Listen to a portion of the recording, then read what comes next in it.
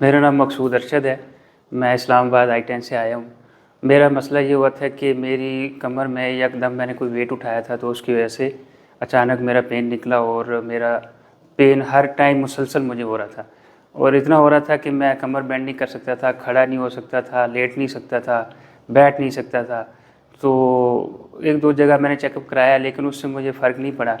फिर मैं अपने एक दोस्त को पहले भी यहाँ लेके आया था, इकराम नाम का, वो एनजीओ में जॉब करते थे, उनका मुसलसल बैठने का काम था। तो वो बिल्कुल जो है ना जॉब से भी बिल्कुल तंग थे, तो उनका बेहतर हो गया था। तो फिर उन्होंने मुझे ख़ुद फ़ोन किया कि यार तुम दोबारा उधर ही जाओ, मुझे तो वहाँ से बहुत फ़र्क पड़ा था। तो मैं अभी जब यहाँ आया हूँ तो मेरे यहाँ पे 6 सेशन हुए हैं।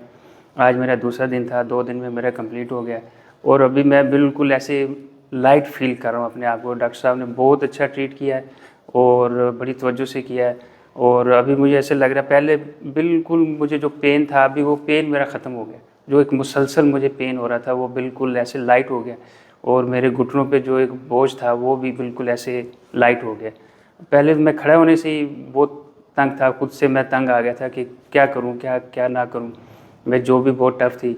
अभी मुझे दिल में बहुत खुशी हो रही है। अल्लाह पाक इनको सेहत दे, डॉक्टर साहब को सेहत दे, इनको अल्लाह पाक अजर दे।